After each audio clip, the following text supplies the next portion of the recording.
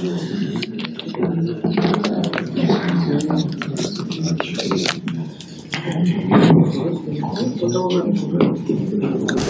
pues sean muy bienvenidos al Instituto de Investigaciones Filosóficas, a esta nueva edición de la Cátedra José Gaos, que como ustedes saben tiene ya pues una larga vida, creada en 1980, el primero en ocuparla fue Donald Davidson,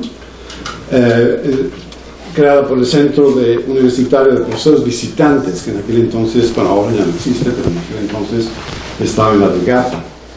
Y bueno, la han ocupado pues personas muy ilustres, profesores muy ilustres como Barry Straub, Stalnaker, Timothy Williamson, Ned Block. Y en esta ocasión la va a ofrecer Manuel Vargas, profesor de la Universidad de California en San Diego, egresado de Stanford, especialista en temas de ética, responsabilidad moral, psicología moral. ¿Quién fue José Gaos? Bueno, pues fue un filósofo exiliado, que fue rector de la Universidad Central, ahora Complutense, y fue profesor de muchos grandes profesores e investigadores de nuestra universidad, en particular de tres de ellos muy importantes, de Luis Villoro, de Fernando Salmerón y de Alejandro Rossi. Otros de los profesores muy famosos aquí en México fue Leopoldo Sea, Edmundo Gorman, de tal manera que consolidó, digamos, el mundo, la comunidad filosófica mexicana. Y precisamente hoy, 10 de junio, hace 50 años, murió José Gaos, después de firmar un acta de examen en el Colegio de México, de tal manera que es una coincidencia muy afortunada que estemos iniciando esta cátedra precisamente un 10 de junio. Pues adelante, Manuel Vargas, con esta. Gracias. Does it sound okay? People can hear all right? Okay. So, well, first of all, thanks for inviting me to give these lectures. Looking over the extraordinarily distinguished list of prior Gauss lecturers, I can't escape the sense that there's been a mistake. And when I sent the title to these lectures, I expect that at least a few of you thought the same thing. Even so, I am delighted to be here. The UNAM in general and Filosóficas in particular loom large in my own philosophical landscape. I first visited here as a graduate student in the mid-1990s. I came because I was curious about the history of philosophy in Mexico and the present of philosophy in Mexico. And on that first trip, I was very lucky to have Atocha show me around and put me in contact with a lot of the folks here, both in Filosóficas and over in the Facultad. Over the years, I've been fortunate to learn from, become friends with, and work with a number of the philosophers here, and it's with an enormous sense of privilege and gratitude that I get to give these lectures. And so thank you to the Instituto and all of you here for coming and bearing with a series of talks in English on Mexican philosophy.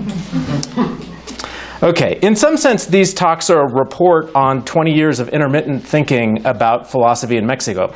I come to you with nothing like a final verdict, but as an enthusiast who's benefited enormously from thinking about the history of philosophy in Mexico. Over the past decade or so, a considerable amount of my own philosophical thinking and writing has been influenced by reflections on that history.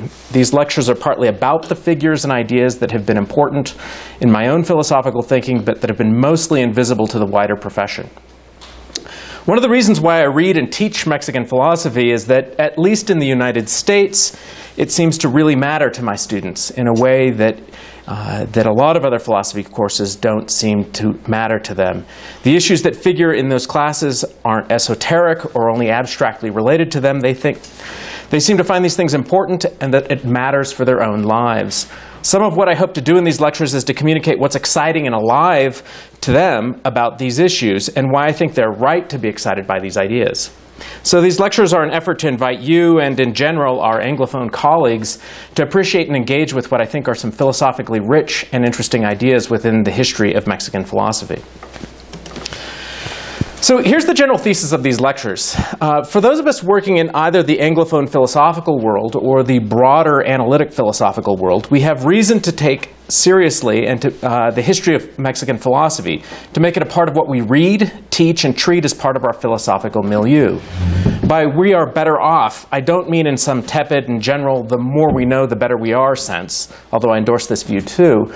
The argument is that right here and now, in this historical moment, the history of Mexican philosophy has particularly good tools for changing how we think about philosophy, for improving many of our existing philosophical projects, and for making our philosophy classrooms more interesting and dynamic environments. Apart from the direct benefits of helping us do good philosophy, I'm inclined to include as among its benefits the values of the recovery of neglected philosophical work, the contribution of this work for serious counter-canonical examples, and the possibility of developing a philosophy of culture that integrates with the philosophy of action and political philosophy. But at this stage, nothing about what I'm going to say is going to turn on some of those other possibilities. There is some urgency to do this project now. Within the Anglophone Academy, there have been prior waves of work on Latin American and Mexican philosophy, but the uptake has been limited, and the institutionalization of that work has been fragile. For most of the past 2 decades, I have been pessimistic about whether philosophy from Latin America had any hope of uptake in the Anglophone philosophy world and beyond. Now, though, at least in Anglophone philosophy, we're in a relatively rare and interesting moment where analytically trained philosophers are more open than they have been to reading and teaching philosophical work that was not part of their primary disciplinary formation. One way we change canons, traditions, and literatures is by showing people what's valuable about texts and ideas that might not have gotten their serious attention up till now. Of course, you can't do that if people aren't listening, and for the moment, there's some willingness to listen. Now, noting that Mexican philosophy has little or no visibility in the profession at large raises the question of why this is so. Wherever one looks, Mexico included, it is relatively rare that one finds serious engagement with the work of Mexican philosophers, living or historical, especially in the agenda-setting parts of the profession. There are plenty of structural explanations for this, for example, the global politics of academe, the way disciplines reproduce themselves, linguistic bias and stereotypes, and so on. There are also internal critiques that attempt to identify and explain distinctive pathologies that have impeded the progress and visibility of philosophy in Mexico. As Eduardo Garcia Ramirez notes, the hope of many of us is that an important source of this invisibility is caused by a set of bad, yet traditional academic habits. If we can identify them, the hope goes, we might get rid of them, and with that, decrease our invisibility. This sense of pathology is widespread, I gather. José Gaos is said to have bemoaned that, and here I quote, among Mexican philosophers, there was a kind of cannibalism. They devoured each other, or in the worst case, their works fell into a conspiracy of silence, as though nobody had written anything. Among these are interesting and difficult issues, and I'm not going to try to say anything about them here. Rather than identifying what's wrong with Mexican philosophy, my focus is going to be on what's right, what's interesting, promising, or useful about it. My interest in these lectures is largely historical, both because of expedience and because of the limits of my expertise, but also because there's a rich history to draw from. This will not be a survey of Mexican philosophy. I'm incapable of telling that kind of story, and that's not my interest. My goal here is something more modest. I aspire to make a case for the value of the history of Mexican philosophy by focusing on specific episodes or moments where I found the philosophical issues to be particularly interesting, rich, or insightful. As a consequence, mine is not a story about all the great names, the great movements, or the various positions adopted within that history. Instead, my focus is on a handful of ideas, issues, and arguments from that history that strike me as promising for those of us doing philosophy in the 21st century. I hope to make the unfamiliar familiar, and the familiar less familiar. For those of you who have limited or no familiarity with the history of Mexican philosophy, my ambition is to give you a sense about what you're missing, what you can get out of engaging with it, and why we need to teach it and grow the community of scholars who can guide us through it. For those of you who have standing interest in the history of philosophy in Mexico, I offer some new and hopefully useful reinterpretations of familiar texts and ideas. All right, roadmap time. So today is going to be the terrible and boring day when I talk about mainly metaphilosophical issues. Nobody likes metaphilosophy, but we have to do some in order to undertake this project.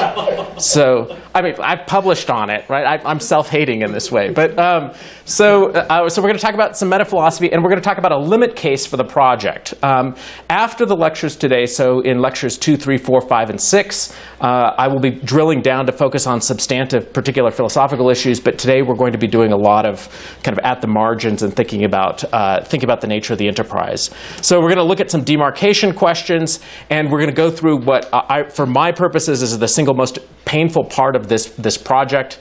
Footnote: this is supposed to turn into a book, these lectures, at some point in time. So this was a necessary part of the book, but these are complicated and difficult issues, but we'll talk a little bit about the problem of Nahuatl philosophy. And then later lectures, coming attractions for later this week, so assuming you don't, after today, think, oh my God, that was the biggest disaster of any Gaos lecture ever. I will never go back to any events at Filosóficas for the rest of my life.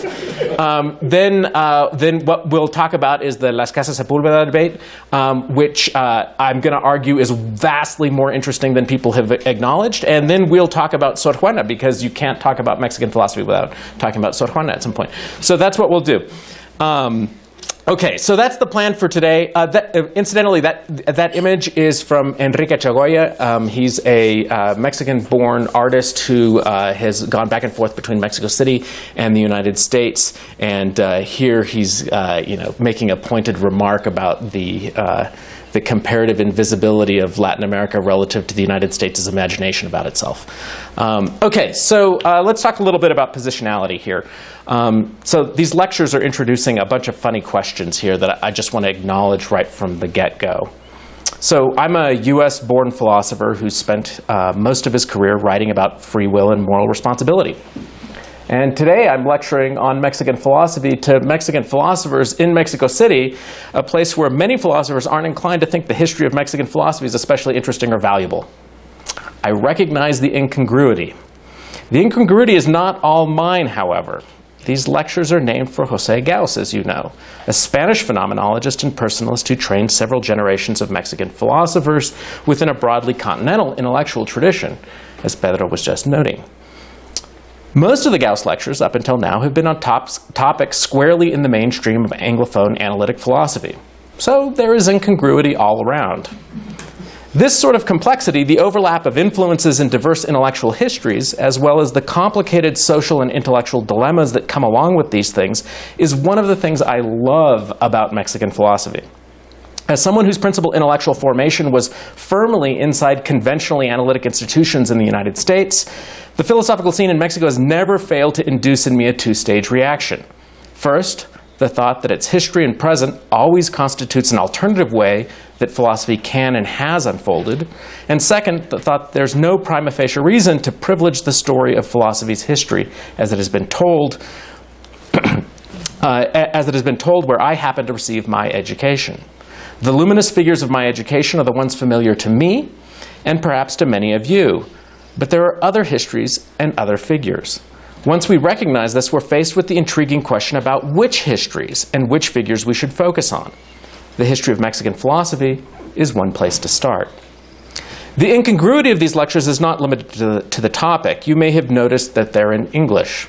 While English provides a lingua franca, so to speak, for the analytically trained philosopher, it also raises barriers to full participation in this part of the discipline. Even so, English language philosophical work provides access to a wider audience than Spanish language work, and that's true even for work on Mexican philosophy. However, the truth is, as Carlos Pereda once pointed out to me, my Spanish sounds really bad. Small footnote. So there are copies of these. So after I'm done here in a few minutes, I will then switch to talking through slides. In all the subsequent lectures, I hope to have full versions of the text that the talks will come from or are derived from that will be available, and Spanish translations that have been run by the overlords in Mountain View, California. That is the Google algorithms that just do a terrible robotic translation, but it's available for those of you who might find it helpful to have access to a Spanish language version of these texts. So Those should be available. I'll try to get those sent around. They probably won't get sent around more than 15 hours in advance or so, because that's the way these things work.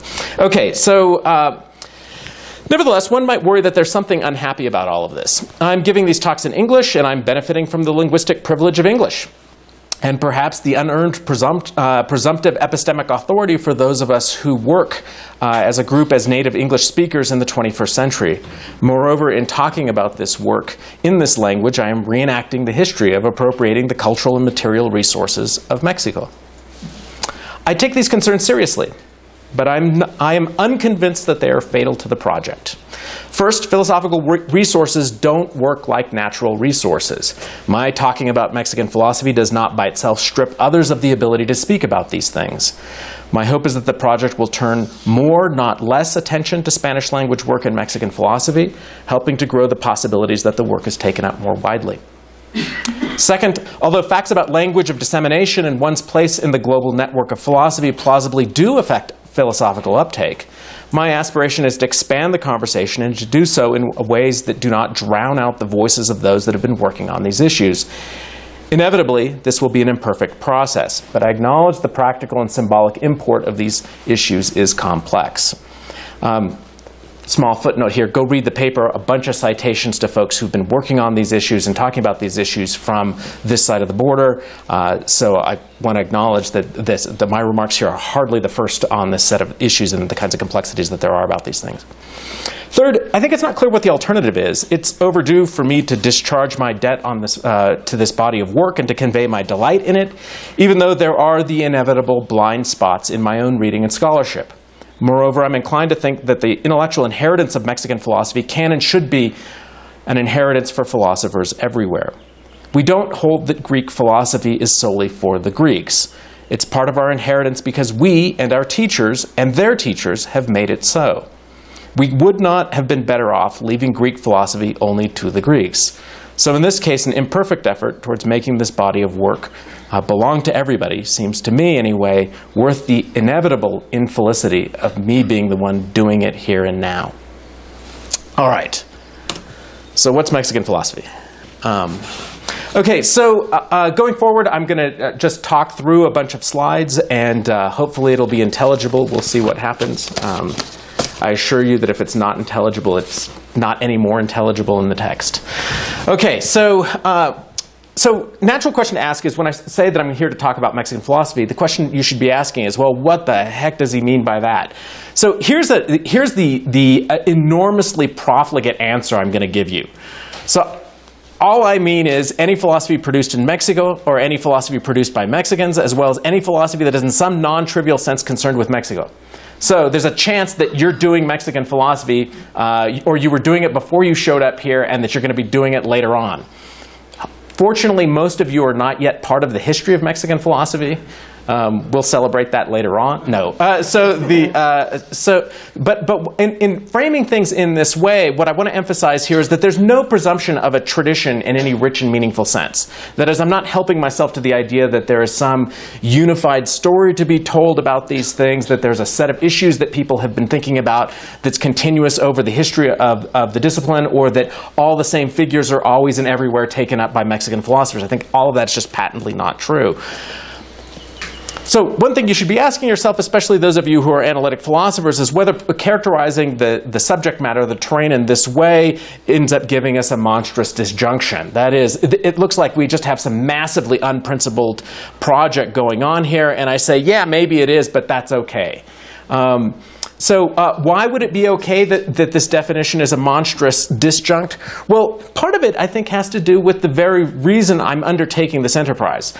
I think there's a body of philosophy that has been produced here in this country and tied to this country in a variety of different ways that has been widely neglected because of the fact of its tied to this country. That is, whether it was because of the fact that it was produced in Mexico or that it was produced in Spanish, both of these facts are sufficient to make sure that at least the wider analytic philosophy, and in particular the Anglophone world of which I'm a part, is going to ignore that work. And so I think there's some way in which we do well to have a capacious conception of what Mexican philosophy is, partly to allow in as much stuff as has been excluded. So that's the ambition, and that's okay, why I'm okay with the disjunct. Now, I do want to complain, though, about the possibility of certain kinds of narrower conceptions. So a number of my colleagues who work in this subfield have emphasized, and not without reason, reasons to favor narrower conceptions of what Mexican philosophy is or could be. So typical examples include filosofía de lo mexicano, questions about ambitions towards doing only authentic philosophy, so all the other stuff that's somehow not authentic or responsive to concerns on the ground, that doesn't count. There's a long tradition of folks working in broadly liberatory traditions that have emphasized that unless philosophy is properly liberatory in some way, shape, or form to be determined, that it doesn't count as genuinely Mexican philosophy or genuinely Latin American philosophy. So you can attach names to all of these things of folks who have argued for various versions of these things. My own concern is that all of this is simply too exclusionary for the kinds of purposes I'm interested in. I don't want to deny that there aren't movements that can be characterized in that way, but for the particular project I'm interested in, none of these narrower conceptions are going to be adequate. What we need is, as I was noting just a moment ago, a notion that helps overcome invisibility rooted in the fact of regional and linguistic origins. And I think only a very capacious notion of these things is going to do that work.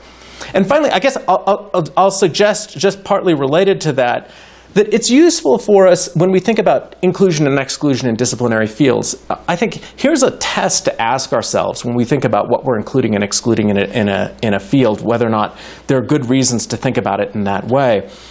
The test goes something like this. I suggest we ask what one's construal of a field excludes, whether what is excluded has a reasonable claim on the term, and if so, whether that work has a substantial possibility of being studied outside the field being defined with that term. So this is in some sense captures one of my worries about narrow construals about what counts as Mexican philosophy. So at least in the Anglophone world, if we characterize Mexican philosophy as just filosofía de lo mexicano, roughly Mexican existentialism in the mid-20th century, then here's the things that we lose. Anybody who was working in metaphysics prior to that, we lose anything that was in the scholastic tradition prior to that. And I think, well, okay, so if those things don't get studied under the rubric of Mexican philosophy, where are they going to get studied? And the answer is nowhere. So I think that's a reason to have a capacious notion of the field here.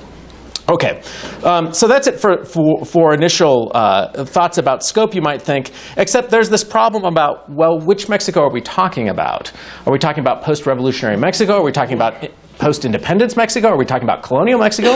Are we talking about a pre-colonial Mexico? Which Mexico is the Mexico of which Mexican philosophy belongs? I think it's a great question. But again, my interest here is in a maximal notion. So naturally, I think the right answer is a maximal notion of Mexico. We just want it as broad as we can possibly make it. And we'll just have a super capacious notion, and we'll take it all in. Now, I mean, one thing you might worry about, and I think it's not an unreasonable worry, is that in going for this super capacious notion, do we simply take on board the nation-state mythology of post-revolutionary Mexico? And I think that's a great question, but I'm not going to try to answer it. Here I'm just going to note that maximal Mexico is plausibly the most common conception of Mexico inside and outside academia. So that is, like, if you just randomly go onto websites that talk about the history of Mexico, it inevitably dates all the way back to the founding of Tenochtitlan or something like that, right? Okay, so where should we start our story of Mexican philosophy? Well, there's a kind of standard way in which very capacious versions of the history will oftentimes want to start with Las Casas. And then there's a kind of counter-narrative to starting the story with Las Casas that goes something like this. Yeah, but that's just to reinscribe the Eurocentric conception of what philosophy is, and to start with the kind of a Spanish overlay, and it perpetuates the idea that Mexico's inheritance is uniquely or especially Spanish. I think these are interesting criticisms here, and sometimes you can think, well, maybe that's the wrong way to think about it. What we're really interested in is not this kind of theologically laden conception of philosophy. What we should really be properly interested in is the rise of academic philosophy that happens in the 20th century in Mexico. So maybe we start with some of the kind of foundational figures, Caso or Ramos or Vasconcelos or something like that. I think that's one way to go. The other way is to go super capacious, where we think, no, we're going to go all the way back to the pre-conquest era, and then we're going to start a story about the history of philosophy there.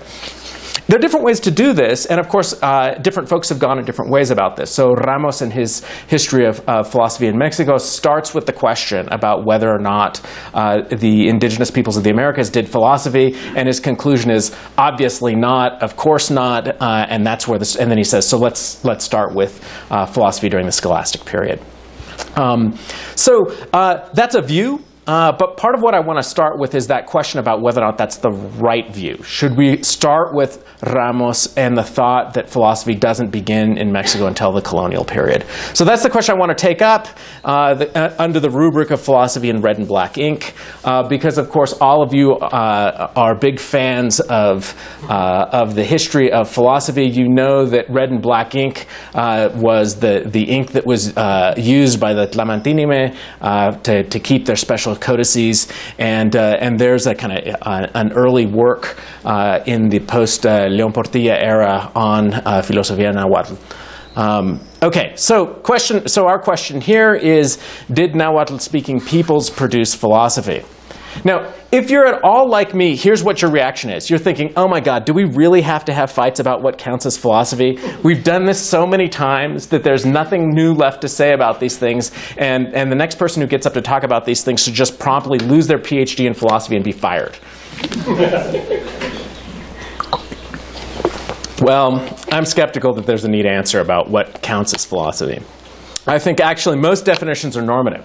I'm inclined to think that when people offer definitions of philosophy, they're not really trying to capture all the things that have gone under the rubric of philosophy over its history. Largely what they're trying to do is they're trying to convince you that you should be thinking about doing philosophy in this way, and then insert whatever the way is that they want to characterize philosophy. My own view here is, and here I'm an apostate about these things, I'm just an institutionalist. I just think philosophy is whatever philosophers say it is.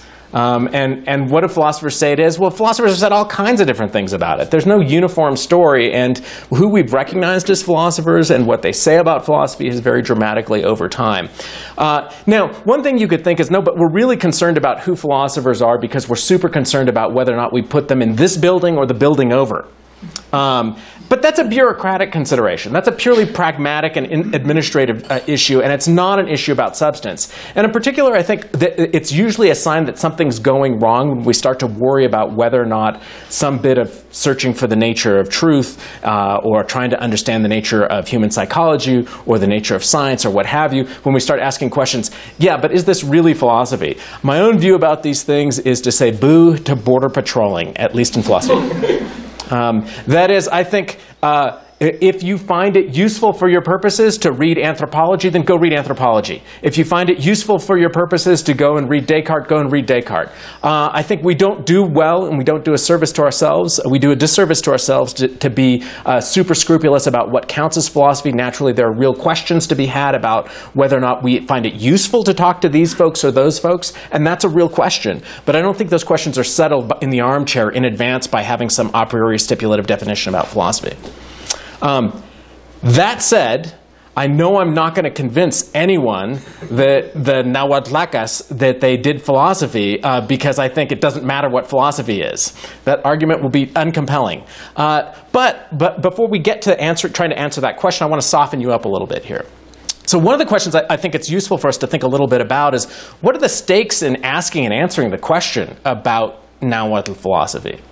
Well, here's the thing I think I find most compelling about why we should even ask the question and take it up and ask ourselves whether or not there is something there, is that if it is, it's a kind of Galapagos Island of the mind. And what do I mean by that? Well, as Jim Maffei puts it, it's a case of philosophy without Europe, if it is philosophy. So one reason for thinking about the case and the possibility of Nahuatl philosophy is that if it does exist, it's an interesting alternative history about how philosophy might have or could have developed. Now, of course, all of this presumes that we could actually show that there really is philosophy. So if it doesn't exist, then so much for our alternative history. So I think that's a live possibility. But I think that's what makes it particularly interesting and promising to wonder whether or not there really is a there, as we say in English sometimes. But here I also want to be cautious. There's another kind of reason that sometimes people will give for why we should undertake the question about whether or not there was philosophy in Nahuatl. And the question goes something like this. It's an interest in something like indigenous recognition, a concern about recompense, a concern that what's happened is the history of colonization was such that it has devalued and eradicated the significance and contributions of indigenous peoples, and that one way that we can undertake recompense is to take seriously the possibility that they might have been doing rational, nuanced, philosophically thoughtful activity. So I'm inclined to think that this is a super complicated issue, and so because it's complicated, I'm going to give it short shrift and not talk about it. No. So I'm going to say very little about it. So that is, I think it's not justice to fantasize that there is something there if it's not. And so I think the case about whether or not there is Nahuatl philosophy is not going to be settled by whether or not we would like for there to be indigenous philosophy. It's going to have to be settled by having some or another recognizable sense of philosophy that we can articulate, and then we can go out and just check against that standard. That's going to have to be what settles the case. But I do think, here is where I think there might be an interesting justice concern. It goes something like this. Maybe it is a matter of justice to ask if we've been missing something. And that, it seems to me, is a reasonable question to undertake when we ask the question about whether or not there was Nahuatl philosophy. Okay, so some of you may be thinking, oh my God, this is a Gaos lecture and we haven't done any analytic philosophy yet. Okay, so here's a special slide for my friends.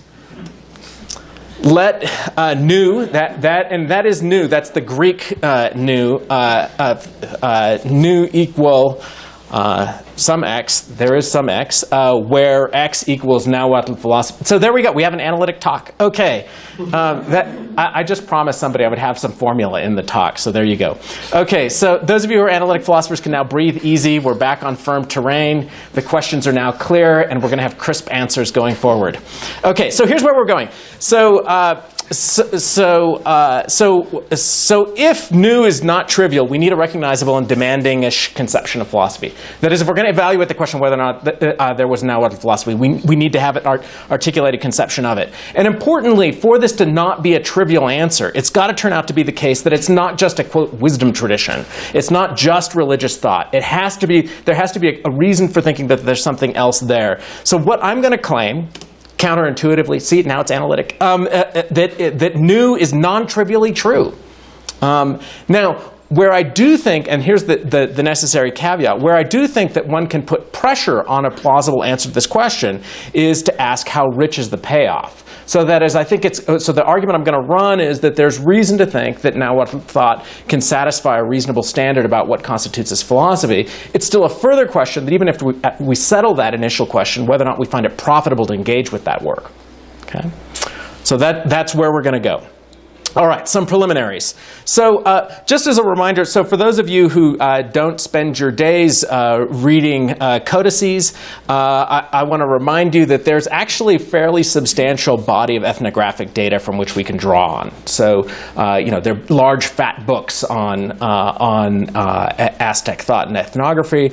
And indeed, reminder, the textual situation is better than it is for some pre-Socratic work. Here I'll just note that there has been more written in the English language about Empedocles' injunction to keep your hands off the beans than there has been written about the entirety of Nahuatl thought in the English language. And that's just a little snippet on Empedocles. You think I'm making this up, but you can go and find citation and discussion about what the heck did Empedocles mean by keep your hands off the beans, because we don't know, because that's the only fragment we have about frijoles in all of Empedocles' work. Okay, so by parity of reasoning, but here's the problem, right? The problem is that I think, and let's just be upfront about this, Nahuatl thought sure doesn't look like philosophy, right? Okay, so let's make some of this clear here. So here's a little bit that people will sometimes cite as kind of paradigmatic example of why we should think there's Nahuatl philosophy. And so it's in the form of poetry. I'll read it in English because, like Carlos said, so I weep, I feel forlorn, I remember that we must leave flowers and songs. Let us enjoy ourselves now, let us sing now, for we go, we disappear. That's an awesome moment to walk out of this room. Okay, so remove trouble from your hearts, O my friends, as I know, so do others. Only once do we live. Let us in peace and pleasure spend our lives. Come, let us enjoy ourselves. Let's go to the Gaos lectures. Let's not those who live in anger join us. The earth is so vast. Oh, that one could live forever. Oh, that one never had to die. So that's supposed to be an instance of Nahuatl philosophy according to its proponents. I just noted that it doesn't look a lot like the kind of philosophy that at least a lot of us have spent our time reading. In contrast, here's Susanna Siegel. Although we're supposing that the contents of the penetrated belief and the penetrated experience are the same, E1, the states of believing E1 and the visual experience with content E1 are quite different mental properties, and so on, right? So I take it that the difference is manifest, right? So I will just be upfront about this. I'm not trying to pull the wool over your eyes. There's a clear and manifest difference here. And I think that the Nahuatl stuff reads a heck of a lot more like this little bit of poetry. And if one truly full of years could fret and wail at death, poor soul, more than is right, what has he earned but a sterner reprobation? I have no idea what that means. Away with your tears, you fool, and stop your wailing. You've had all life could offer, and now you're tired. You've wanted what it isn't, scorned what is, hence life has slipped through your fingers, shapeless and unlovely. And now you're amazed that death stands near. Before well-filled and sated you might depart this world, now banish all thoughts unsuited to your years, and in good spirit yield you must. I mean, it sounds actually fairly close, I think, to that other passage that we just read. In case you're wondering, this is Lucretius on the nature of things. Upshots. So I think the reason why I put Lucretius in front of you is some of you might have had to read Lucretius in a philosophy class at some point in time, and you were told it was philosophy. Some of you didn't. Not everybody reads Lucretius. I had to read Lucretius, so now you've had to read Lucretius. Ha! Okay, so here's the reminder. The Western tradition has had lots of forms in which philosophy has been done. We've had dialogues, we've had aphorisms, we've had meditations, we've had notebooks, we've had lecture notes, we've had transcribed talks. Forms in which we've done philosophy have been quite varied in the intellectual tradition. So my own view is that we can't hold the poetic form against Nahuatl thinkers. So if they were doing philosophy, we don't get to disallow it because it was in the form of poetry. So I think, look, not all Nahuatl poetry was philosophical, but poetry was the form in which philosophy would have taken place if it did take place in the context of the Nahuatl-speaking peoples. Okay, so I think it's still unclear why we should think this is philosophy, though, and why we should make it ours. That is something we read and study if we're going to. So, natural place to look for an answer to this kind of question is, of course, León Portia's La Filosofía Nahuatl. And this is a kind of, in many ways, a kind of standard and a foundational classic text that got these discussions started, right? So he had the outrageous title. He just put it in the title. There it is. And if somebody says it, it must be true. This was even before the internet, so you knew it had to be true. Okay, so one of the interesting things that happened, so I think, so León Portia's work sparked some conversation and discussion about this kind of issue. But one of the things that I think is very interesting, at least from the Anglophone side of the world, is that when the book came out, it was translated into English and came out in English, there was a very interesting difference that happened. See if you can spot the difference. Ouch. So it turns out Nahuatl philosophy stops at the border. They don't allow it into the U.S. So we're going to put some tariffs on it. Okay, so the thought here is just one of the interesting things I think that was a kind of an inadvertent consequence of the way in which the title of the book was published in the United States is that there was no discussion in the U.S. that really seriously took up the question of indigenous philosophy produced in Mexico or the Americas outside of the United States. In the time period that immediately followed from it. So there's a kind of interesting bifurcation in how the discussions unfolded. But interestingly, the text retains the argument. The text retains the argument even though it disappears off the cover. And here was what León Portia's argument was. So he thought, look, here was the grounds on which he tried to convince well, I don't know about you folks, but maybe your teachers, that Nahuatl philosophy existed. He said, first, look, there's evidence of a special class of person, the Tlamantinime, who played a role analogous to philosophers in ancient Greece. And he said, second, the work of some of these figures displays a kind of skepticism about traditionally received views in an effort to produce new, reasoned, critical, and original thought about truth, morality, and the fundamental nature of the world.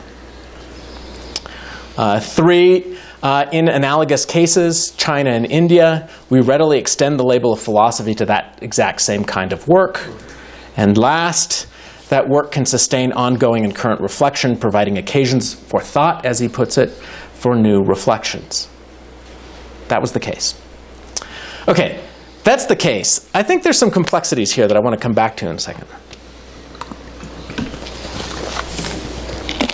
So, first of all, one of the things that has been noted in the literature of philosophers in the U.S. who've been interested in the question about whether or not indigenous peoples or non-European peoples have done philosophy is a question that sometimes gets called, or the issue is sometimes called, the double bind. And it sometimes gets called colonial difference or the colonial double bind. But the basic idea is the following kind of dilemma that occurs for any work that is not produced in Europe and or the United States. And the double bind goes something like this.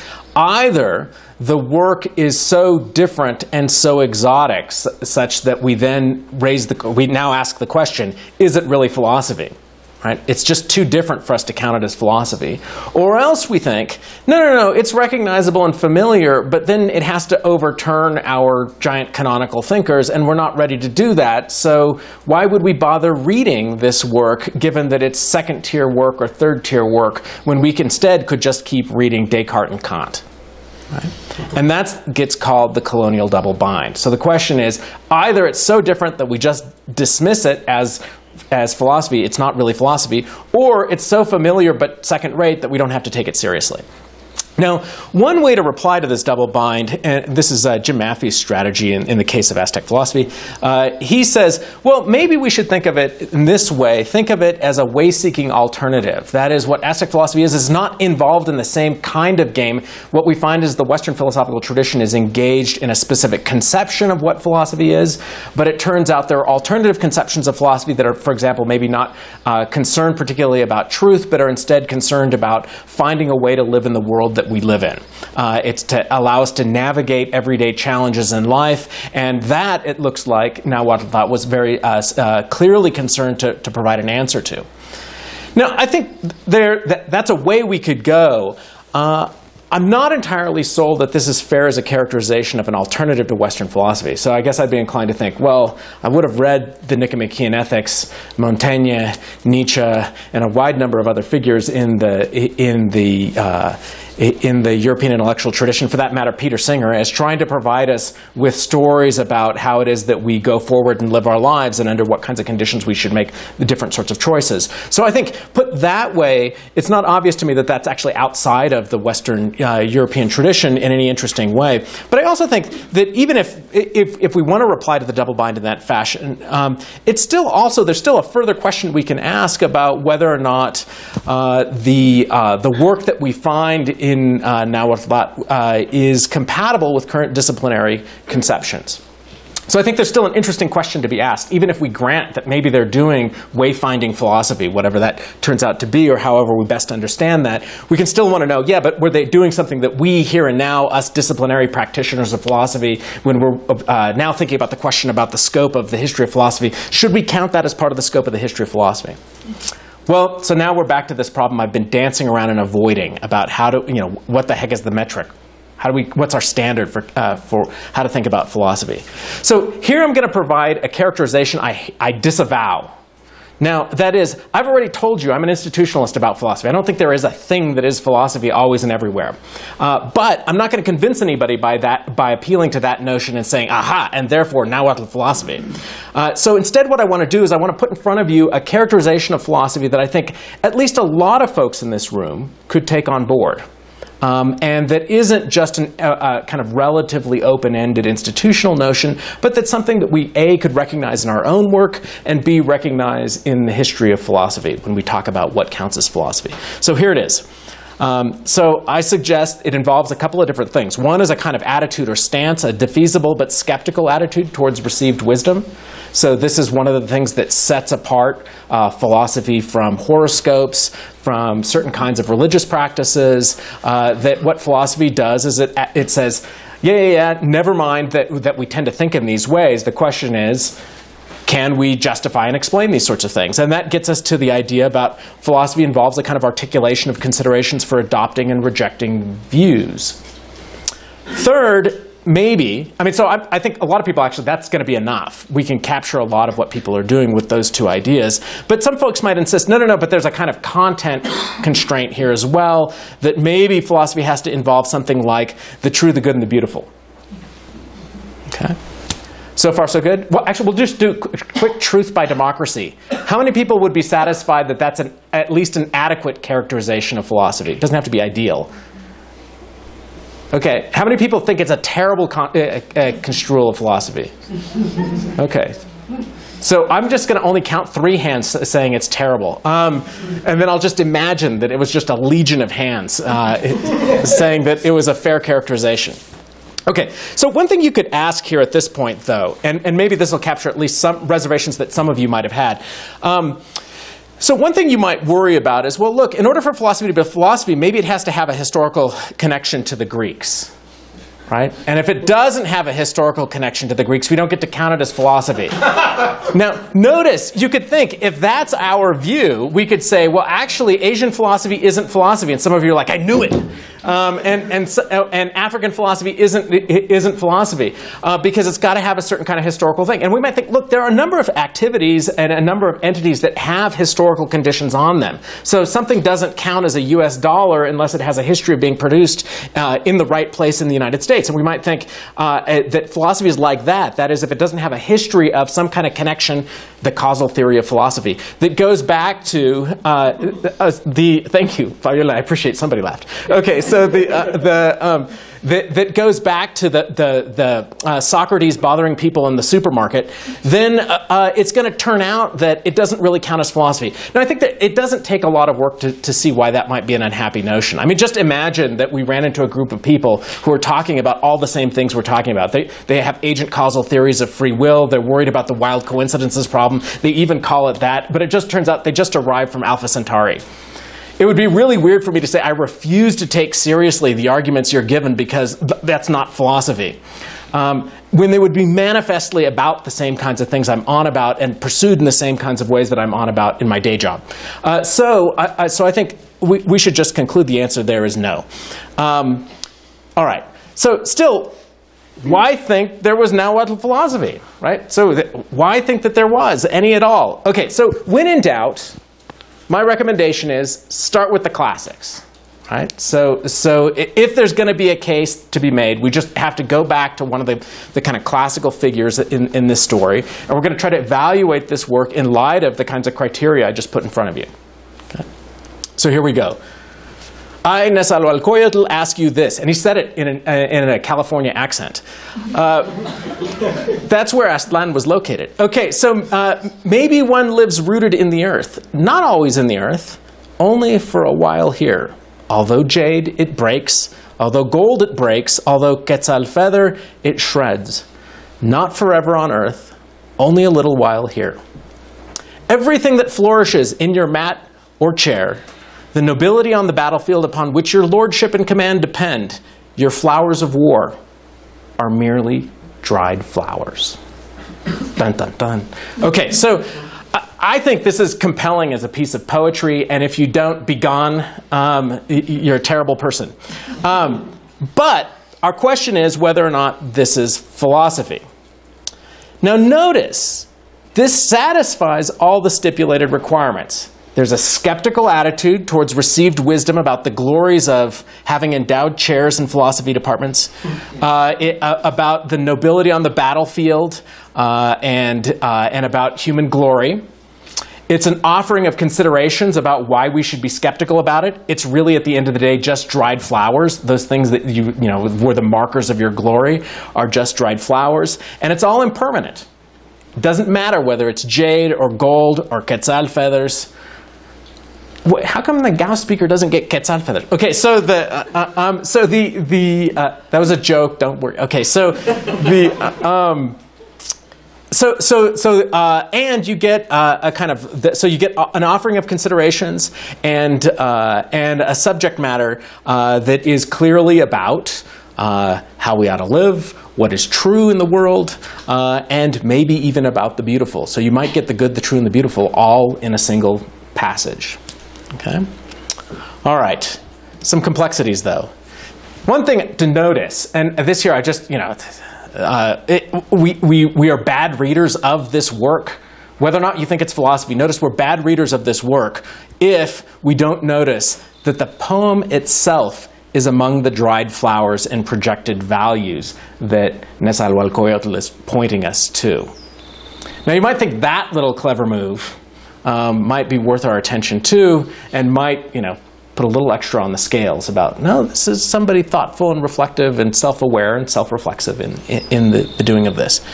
Second thing to note is even if you reject my reading, my suggestion that, look, this satisfies a kind of criterion that at least a handful of us were prepared to recognize as an adequate conception of what philosophy is, I think it isn't unreasonable to think that it satisfies an operative standard for philosophy. So quite apart from whether or not you like the particular interpretation about that I was suggesting, about the impermanence of things and the false nature of our daily glories, I think that you're still going to be able to sustain a kind of reading that satisfies the sort of account that I was suggesting that we think of as of what philosophy is.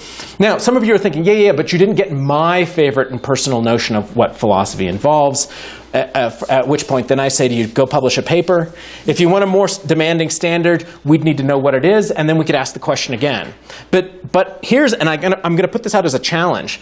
My suggestion is that any story you want to tell about what makes philosophy that's going to rule this out is going to rule out a whole lot of other things that the tradition recognizes. Whether Lucretius goes, or whether Nietzsche goes. Some of you are like, please take Nietzsche. Or whether, I don't know, and like that one sentence objection Anscombe had in Analysis, I don't find that argument very plausible, period. That was published. I mean, okay, so there you go. All right, so just to throw a few more weights on the scale, here's another piece. Do we need the truth, hero, giver of life? We merely dream. We only rise from a dream. All is like a dream. No one speaks here of truth. Next passage. Does man possess any truth? If not, our song is no longer true. Is anything stable and lasting? What reaches its aim? Here are the questions you should be asking yourself. Hey, is that dream skepticism? That surely couldn't be dream skepticism because Descartes invented it. Nobody had ever talked about it ever anywhere before then. But you should also be thinking, well, look, but there's a problem here. That the elusive characterizations of poems invites multiple readings, so maybe something else is going on. I agree that it's possible that we could have multiple readings here, but what we need is just for there to be a plausible reading according to which this is philosophy. And if it is, now we've got the case that we were looking to make about whether or not it turns out that there is now what philosophy. That said, I want to note that without lots of scholarship to identify readings and puzzles and so on, we can be reluctant to do the work. And here, I think, is a central and very difficult challenge for thinking about now what philosophy.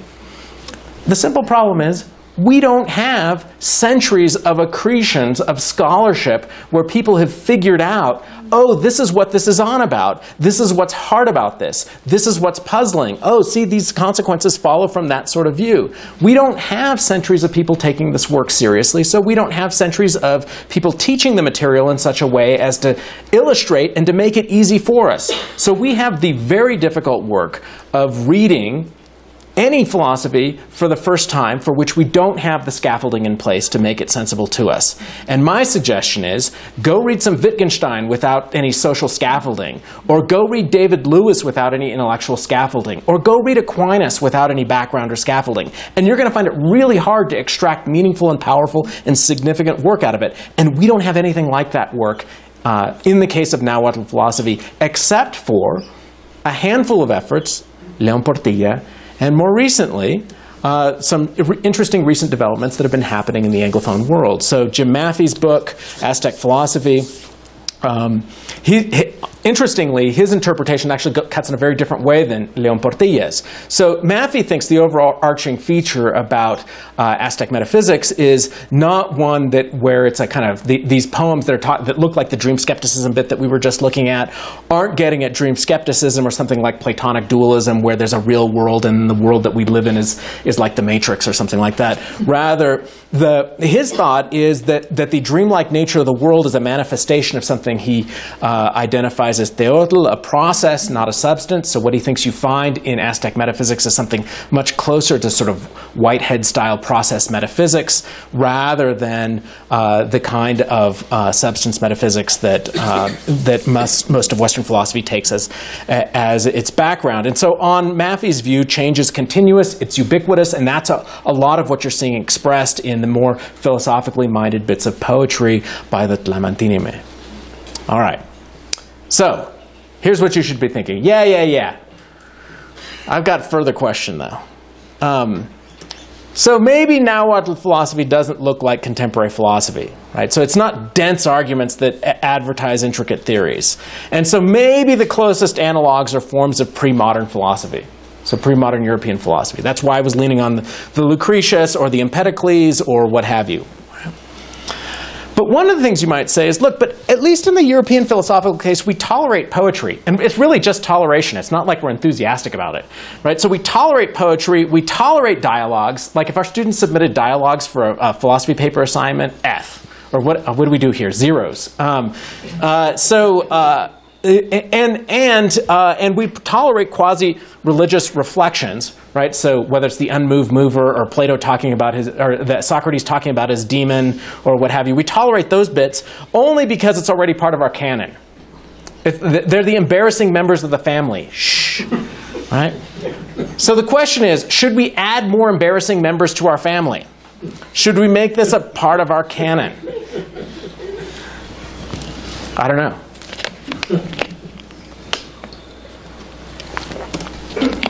I don't know. So here's what I think we should do. So I think we should stop focusing on whether Nahuatl philosophy is philosophy. And it turns out everybody who works on Nahuatl philosophy keeps saying the same thing. So I'm in good company or bad company? I'm in company anyway. Okay, but the double bind persists. So it may be philosophy, but it isn't clear why we should teach it if it isn't good philosophy, right? So that it's philosophy doesn't follow that we should think it's good philosophy. And it's not clear, and I mean, I think this is one of the under-discussed issues about kind of canon reformation. If we want to try to convince people to teach different things in philosophy than they otherwise ordinarily teach, a natural question is to say, yeah, but what are we trying to get rid of? What has to go in order to make space for these other things? And so I think there is a real question here to be asked about, well, so how useful is it for us to teach these things? Here's on the upside, I think. The work supports competing interpretations. Recent scholars have found it valuable to study and teach the material. So I think we should take that as prima facie evidence that there's at least some reason to think maybe there's something there. But I do think that until we have more secondary literature, reading Nahuatl thought is going to require a heck of a lot more of us than reading alternatives. That said, it may be worth remembering. For some people, trips to the Galapagos are significant primarily because of their costs. For others, it's an opportunity. I'll leave you with that.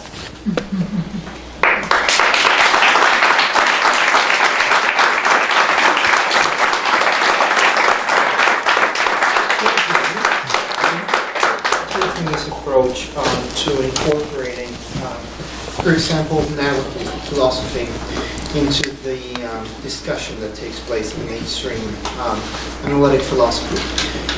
So maybe if we have if we take some of the works that we have available and we apply some principles of literary interpretation to them, we may find out that those works represent a certain metaphysical view or a certain view about some of the many issues that are discussed in philosophy. And we see, oh well, we can get an argument here that would pose a challenge to sort of mainstream views in analytic philosophy, or that would force us to rethink the shape of the debate in some area. And in this way, you don't have to worry about what is philosophy or whether this is part of the canon or not, because if you find the arguments there and the views there, and it doesn't matter if you need a lot of literary interpretation, and it doesn't matter if you have to extract them in very tangential or adroit ways, you now have the argument, and you're knocking at the door, and they have to let you in, because you're giving them something that they have to respond to. So what would you think about that approach to trying to incorporate analytical philosophy into the mainstream discussion? Yeah, thanks. That's great. So for what it's worth, I think that's exactly right. I mean, that is that if people are going to read and take seriously any of this work, that it's going to have to happen because somebody finds ways to show that that work is useful, meaningful, valuable to the kinds of issues that we're thinking and talking about. And so in many ways, part of what makes the lecture today idiosyncratic is, so here, as I was suggesting at the outset, there's a kind of lot of meta issues we're wrestling with about what counts as philosophy or not and where to start the narrative. Going forward, each of the lectures that I'm going to be focusing on, the effort is to do exactly that. That is to take a bit of philosophy that I think has been understudied, underappreciated, and to show you why I think there's really interesting work in there that is useful for our thinking and doing philosophy now in the 21st century. The one outside case is, it just is the now what philosophy case, because I think we're in a slightly different position here in that we're at the very early stages of people having done the careful scholarly work that's required to allow us to be able to see what's going on in those texts. And so that's the sense in which, although I agree with the end ambition, that this will succeed or not, and it will become part of our conversation or not, based on how well we sell the story. I also think that we've still got more work to do before we can reliably do just that. Last thing I'll say, though, and I think I want to be cautious about the assumption that if we just make the arguments, people will hear it. Because I think it's just not true. I think it matters who makes the argument. It matters where they're located. It matters what conversations they're a part of. It matters all of these kinds of the social dynamics of how the profession works. I think it turns out philosophers are human beings, and human beings everywhere pay attention to some folks and not others. And so I think that, so this is one of the reasons why I think, although I think it's absolutely right that even if we had the ideas and then we show why the ideas matter for current issues, there's still the nuts and bolts business about selling the fact that the ideas matter. And simply saying it and stating it is never going to be enough. There's the other piece. So, thank you. Axel? It was mostly that same question, but so yeah, I want to push you a little bit on that. So the idea is that even before we know whether there is something of value for the current philosophical issues, there's still a question of where we should dig to see if there is going to be something of value. But what about if this is also history? So what if we find things that maybe we have rediscovered now? So it's nothing that's going to be maybe original, but you know that at that time they were original, right? They were included. Why wouldn't that be enough, or would that be enough? Great, yeah. So sometimes it is enough, and other times it's not. So I think. So I'm suspicious that there are any hard and fast rules here, because I think some of what's going on is the background social dynamics affect when a certain discovery matters or not. But I'll say this. So coming attraction Friday, I'm going to try to tell you a story about a case where I think someone figured out some very important distinctions that we just didn't notice and didn't care about until roughly in the past 25, 30 years. And I think that's interesting and valuable to know, and it should affect our citation practices, and it should affect how we frame where the contributions came from. So I'm going to try to sell you on that kind of idea. But I do think, if it turns out that for example, we discover that somebody had a story about what the 5 causes were that was 30 years before Aristotle, but in Babylon. I think at this point the tradition is so wedded to thinking about those things that it's maybe an interesting footnote, but it doesn't restructure the conversations in any interesting ways. Cases where the conversations are newer, there's more chance that these things could potentially restructure the conversation. So I think the answer is it varies. Yeah. I don't have questions, I just have a commentary. The topic is very interesting. I'm very happy that something that foreigner is interested in. Our philosophy, native philosophy. I have read something about Leon Portilla. He has studied now philosophy for a long time. But there's also another man, I remember his name. He was a director of theater at the university. His name was Francisco Larroyo. He wrote something also about that. And, I was very interested when Jules said something about the flowers in Mexico. But it is a symbol for Mexicans, for native people. And also, I was thinking about, the relation between, I don't know how to say this in English, but the Virgin of Guadalupe, it's a codex here. It's not a painting, but it's very interesting because they have flowers. Well, Virgin of Guadalupe has flowers here. And some people think that Mexican people, well, not Mexican, we cannot say Mexican people, native people were converted into Catholic people because they were conquered by violence. But that's not true, because, there is a philosophy there in the Virgin of Guadalupe. How do you say manto? The mantle, yeah. Tilma of Guadalupe. And she has flowers, and there are many symbols, very interesting symbols. So it was very easy that native people here accepted the Catholic religion. It was not imposed. It was not imposed. I don't know how to say it in English, but it's called, the word that we say in Spanish is interculturalización.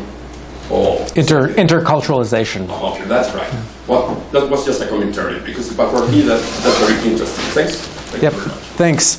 Yeah, just a quick reaction. So let's see. So one of the things that I didn't say in the presentation, but that is partly it shows up a little more in the footnotes in the actual text, is about the wider and larger literature of folks thinking about Nahuatl philosophy. So I think Leon Portilla is certainly the kind of central figure in the 20th century, but his work was building on the work that other people had done before him, and there were works of folks who did it afterwards as well. So one of the slides had a cover of a work subsequently that was done by a philosopher here, and so I think so there is a kind of a big there was a conversation about these things, and I think it's sociologically interesting that even though there was an interesting conversation about these things, that conversation largely died out.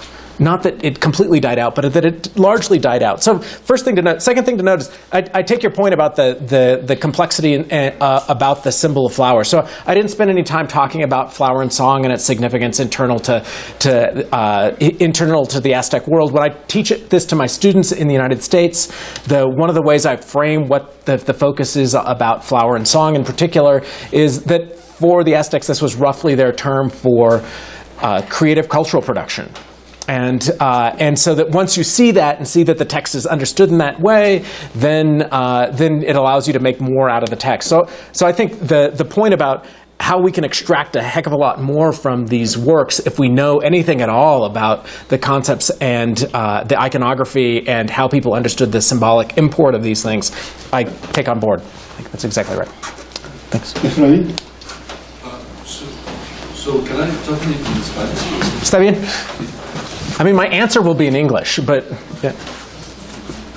Y lo primero que quiero decirte es que, al menos en lo que a mí concierne, estás predicando a los convertidos, por lo menos a este convertido.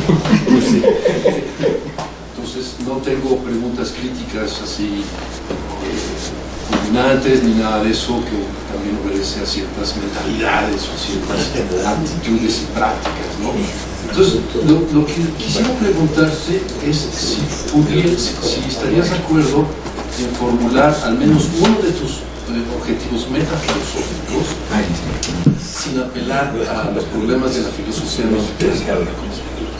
en otros términos, si no se trata acaso de una batalla por la filosofía, es decir, una batalla entre una filosofía, para ser un poco simplista, no perder más tiempo, una batalla entre una concepción pluralista de la filosofía, ¿no?, que incorpora, digamos, una multiplicidad de tradiciones críticas, todas ellas, ¿no?, enseñadas, y que sobre todo, digamos, y que se podrían enclavar como el arte de vivir, ¿no?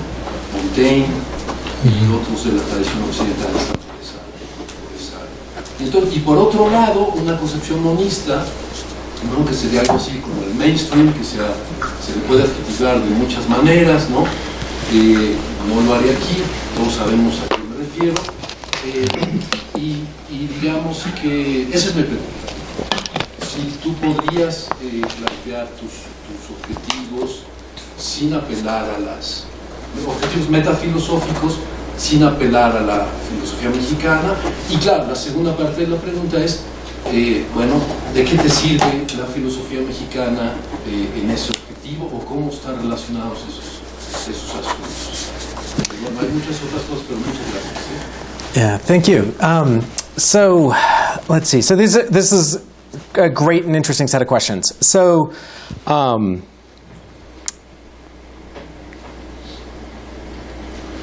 so maybe I'll start with a little bit of backstory. So, when I started graduate school, a long time ago in a galaxy far away, I started graduate school in a different department than the one in which I eventually got my degree from. And I went into, they had a 2 foreign language requirement, and I went into my graduate advisor to say, hey, so just trying to figure out what I'm going to do for my foreign language requirement. I'd like to use Spanish for one of my foreign languages, and then I was thinking, probably German or Latin. And he looked at me and he said, oh, yeah, sorry, you can't use Spanish. And I said, well, why not? And his reply was, well, it's not one of the 4 philosophical languages. And I said, well, what do you mean? And he said, well, there's no important philosophy that's been written in Spanish. And I said, that can't be right. And he said, well, sure. I mean, otherwise I would have heard of it. To which I replied, yes, but do you read Spanish? No. Okay. So that small anecdote is part of the answer to the question. That is, that moment made me wonder, well, wait, is there philosophy that's been written in Spanish? And if so, what is it like? And why is it not part of my education? And why is it that I don't know about it, and why is it that nobody I know knows anything about it? So that's one part of the answer. Another part of the answer goes something like this. I guess I think that there's this very interesting moment happening in analytic philosophy in the United States right now, where there is a critical mass of folks, mainly younger scholars, who are interested in transforming what their syllabi look like, what the classes they're teaching look like, what kinds of figures they're reading.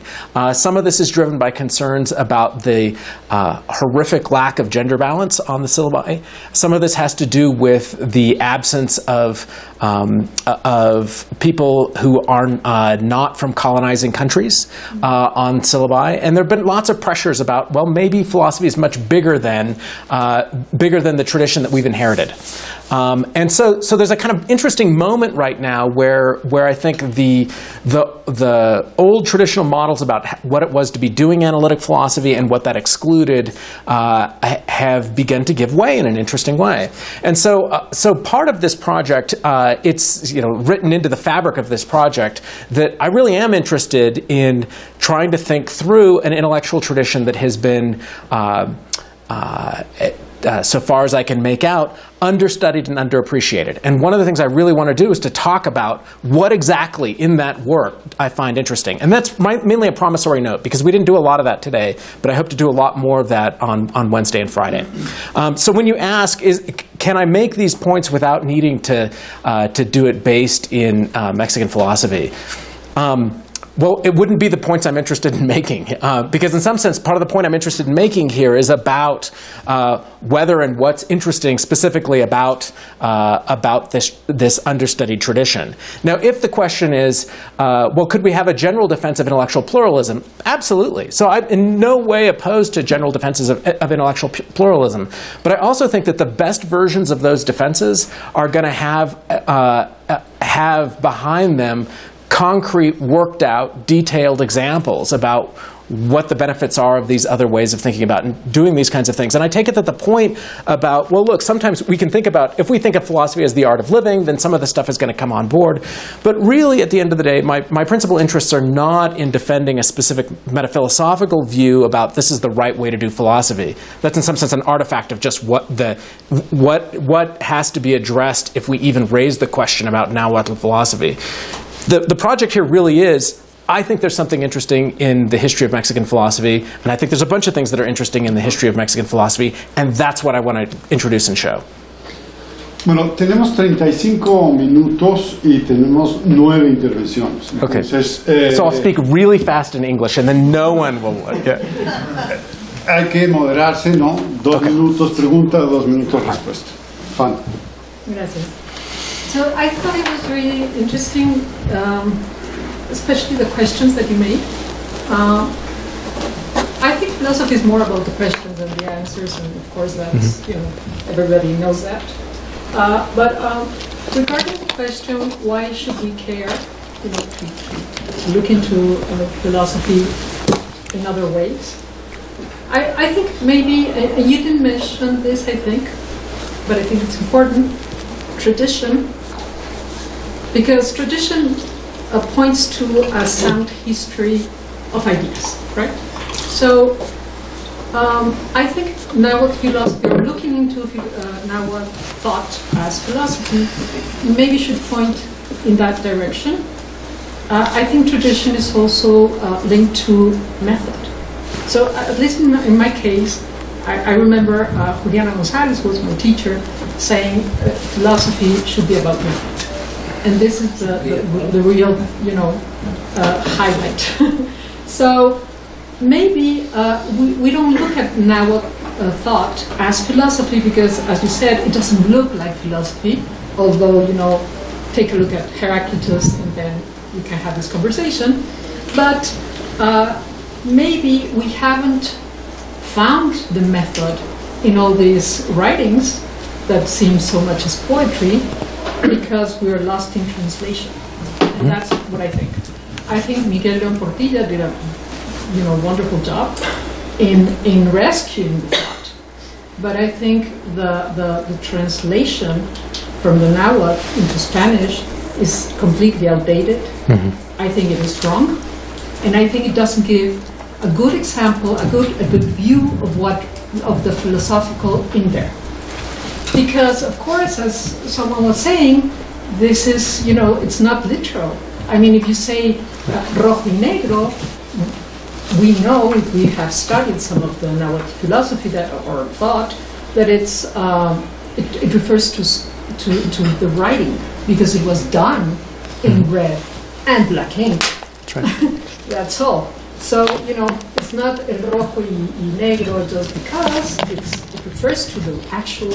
Right. So, in this sense, I think we should look at it more in that direction as tradition and a method, which is lacking because of the translation, I think.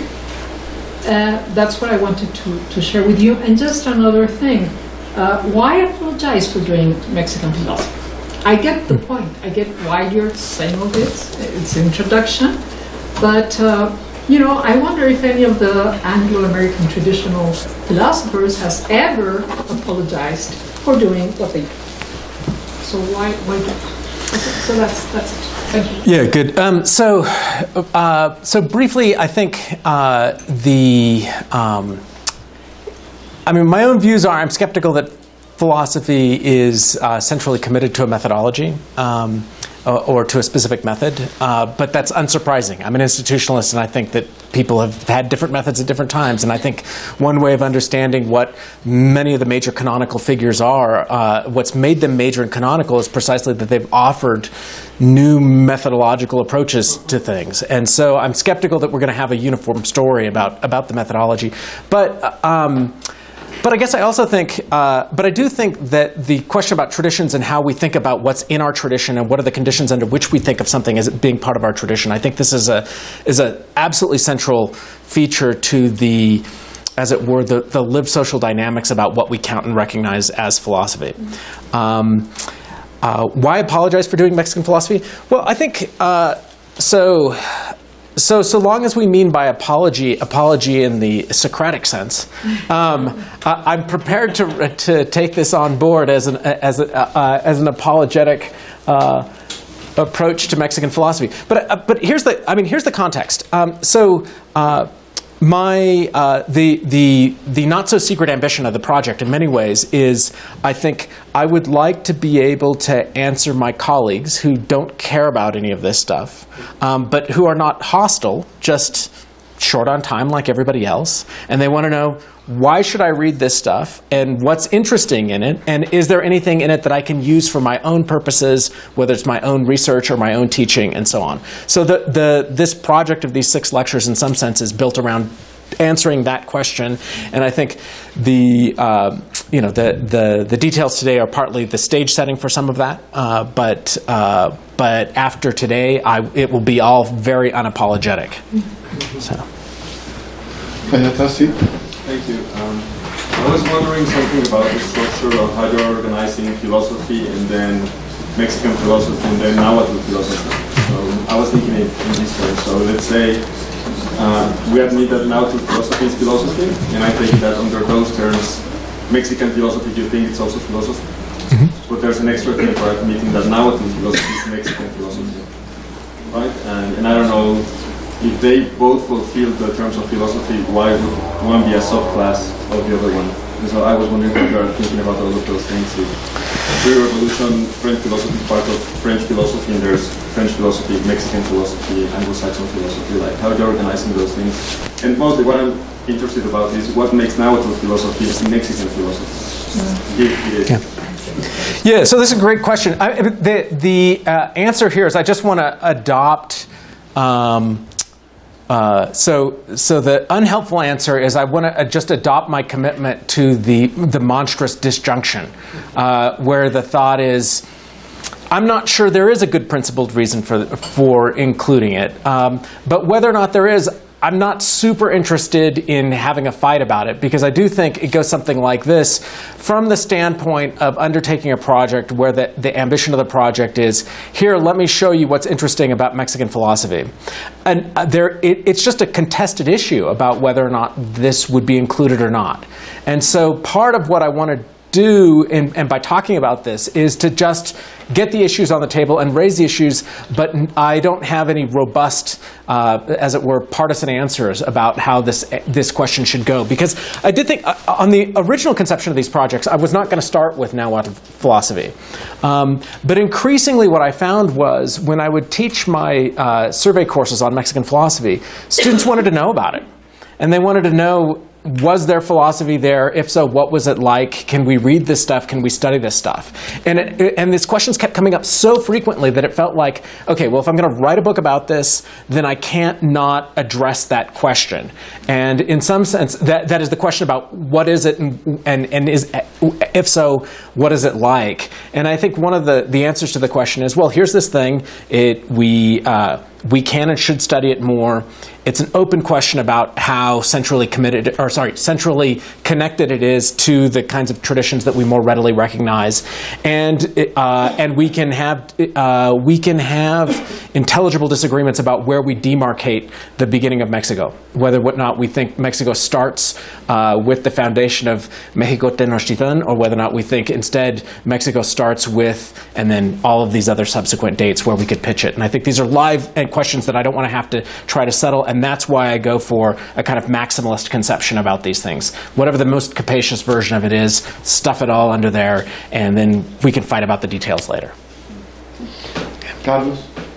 I wanted only two remarks. The first is that you say at the beginning of your lecture, the history of Mexican philosophy has particularly good tools for changing how we think about philosophy.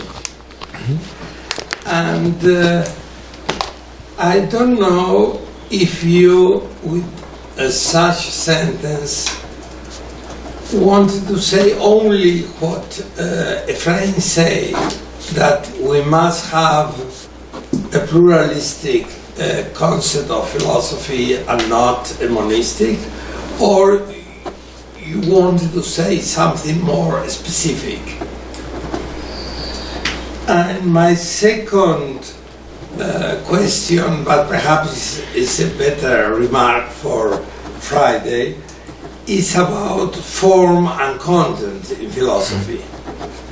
That you, when you spoke about Nahuatl philosophy, you spoke about a poetry form, but in Sor Juana it's the same case, although it's a different case. So let's talk on Friday about the second question. Yes. I'll be curious to see whether or not you still have that question. So on the good tools for changing. So I do think that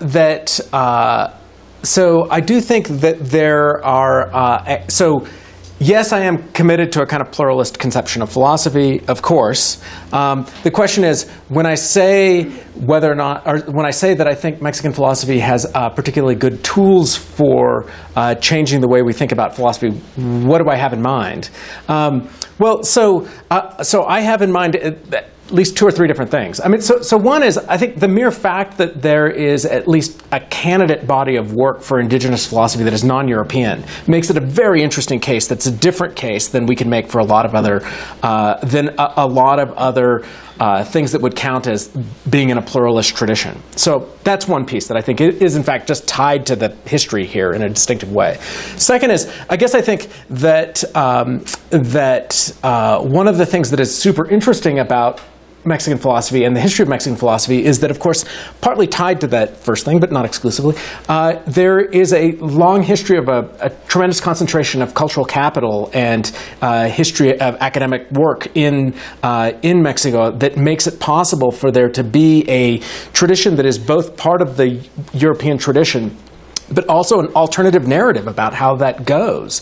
And so I think that's also what makes it really interesting, is that that chunk can block out questions that otherwise arise when we start to do pluralist philosophy or comparative philosophy, where some folks are going to want to say, yeah, but that's not really philosophy. We don't get to say that about from colonization forward in Mexico. We don't get to say that about philosophy here. And so that's one of the things that I think makes it particularly interesting.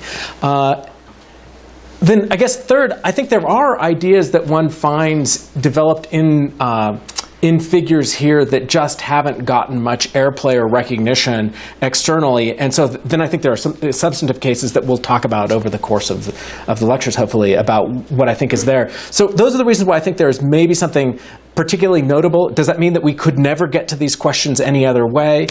No, it doesn't mean that at all. I mean, there might be other ways to get to it, but it is a reason to, or these are multiple reasons, I guess, to think that this is a good place to start. So I don't think we're in a disagreement about Mexican philosophy, for example. Carlos Lopez. Yes. So you have already kind of answered part of what I'm curious about. But let me put it this way.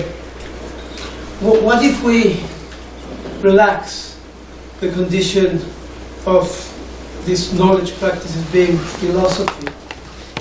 So we have a similar problem with science. Yeah, when we go to different settings, cultural settings, and we ask ourselves, is this science or is this not science? And usually it's not important. The important thing is the role, the functional role this knowledge practice plays in a given society. And if it's similar or similar enough, then we can try to reconstruct what's going on there and then create translation bridges which are more sophisticated than just language or philological translation. So I think something similar could be done with your question. So is it philosophy? Is it not philosophy? Well, what is the function in the original culture, social group, and if it's equivalent enough, then it's worth a while asking the question. And so this brings me to the other thing. You were talking about how little scaffolding we have with regards to these texts, Portilla and others. But I don't think that's true. I think there is plenty of scaffolding, both philological, historical, attempts at reconstructing the actual worldviews, the actual social practices where these texts were produced, and we need to get a better hold of those scaffoldings and translate them in a more sophisticated way, as Fanny was pointing out. And then we have ethnography, contemporary ethnography as a way into these spaces where this kind of reflections or poetry actually still exists. Yeah. So there is scaffolding, but we need to be a bit more modest and bring it into our philosophical space without asking or demanding them to be similar as the one we use for the Greek or other kinds of traditions. So basically that would be my comment. And there was a third one. Well, no. So just would you be willing to accept that other methods coming from anthropology or philology or whatever would be required in this philosophical quest you are pointing towards? Yeah, thanks. So on the thought that the scaffolding situation is quite good, so I think it's not hopeless, but I think it's not in anything like the condition that we have for classical studies, for example.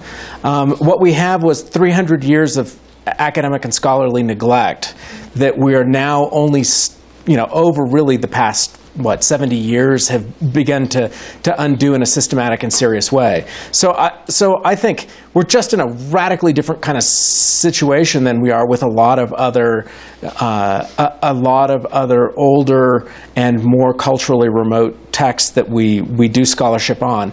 Now that said, I take your point. I think you're exactly right that it's not as though we should limit ourselves to the tools that people in philosophy departments employ. We should be leaning on ethnographic information. We should be reading the history. We should be talking to our colleagues in other places.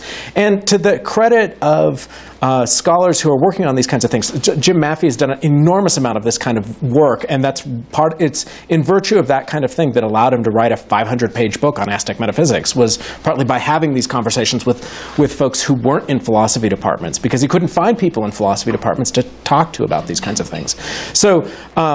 So I think the scaffolding situation is complicated, but I remain committed to the pessimism about our current state about these things, but optimism about its future. With respect to the demarcation problem and we should just relax the standards, I think it would be difficult for me to relax my own views about these things any further than they are. I mean, at this point, I sort of think I'm sort of at the limit case of maximally capacious. Whatever philosophers say counts as philosophy, I'm inclined to regard as philosophy. But But you might think that I'm not going to convince anybody. So there are lots of closet Popperians running around who think that it's a kind of situation where we need to have a verification principle to figure out what philosophy is, and then we deploy that like a club on anything that might require that we have to think or read about things that we don't already think or read and teach in our classes. And I think this is part of the force of the force of the double bind pressure. So the double bind pressure for anything that is not already canonical, that says, well, is it so different than the things that we're doing? If it is, then we don't need to think about it, or then we just don't call it philosophy. And so that's why the club gets used. Or B, if it is very similar to what we're doing, then why do we need to stop reading Kant or Descartes? We can just keep doing those things, and we don't need to bother with this other second or third tier stuff. So I think that double bind is a real thing, and I think so this is I was about to put it too strongly. So either one just goes in for a story where they think the right way to solve the double bind problem is to just convince people that this is a competitor conception of what philosophy is or could be. And I think it's not impossible, but it's a big uphill battle. Or the other way we could go is to say, look, given how we already think about and are committed to it, it turns out there are things that fall in the extension. See, analytic philosopher. Things that fall in the extension of philosophy that we haven't recognized or acknowledged actually does, and that and so I think that's the strategy I've been pursuing and adopting here. Not because I think that philosophy is or ought to be understood in a narrow way, but I think that to answer the question that my colleagues might have about is there anything of value and interest here, they're not interested in wisdom traditions. They're not interested in teaching theological thought. What they're interested in is, are there things that they can use in their intro to philosophy class that they can teach in ways that are going to be continuous with the other kinds of things that they think and teach. And that requires convincing them that there is some kind of standard that it's going to satisfy that's more demanding than the standard I would personally want to invoke, but that's the audience I'm trying to satisfy with that bit. Fernando, recuerdo que hay que usar poco tiempo. Yes, thank you. I have four very brief points to you. The first one is to encourage you to leave the next talks in Spanish. Your dad is from Guerrero here in Mexico, so it would be nice if you can speak Spanish and then continue. It would be. Yeah. Well, I could know. You can do it for the next 2 years perhaps or shorter. The second point is I would like to highly praise the work you are doing in the United States right now, trying to promote Mexican philosophy and coming to us now to present what your work has been doing there. So I really highly praise that effort you are making. It's really, really worth it. Thanks. The third point is to make a comment on the following.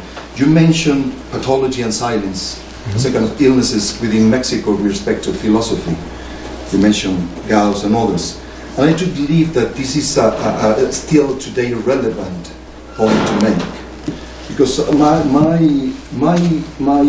impression of doing philosophy many years in Mexico is that we are still alienated and we lack originality. At the faculty of philosophy, and even at the institute here right now, I think we need more original, creative philosophy, because we are alienated towards Europe and the Anglophone philosophy plus Europe.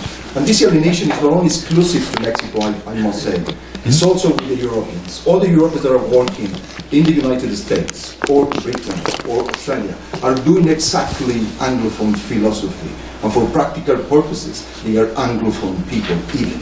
The Germans might eat sausages at night, working at the LSE, but they are still Anglophone for all practical purposes, and also for the work. So I think there is still this task to be original here and leave alienation, philosophical alienation behind.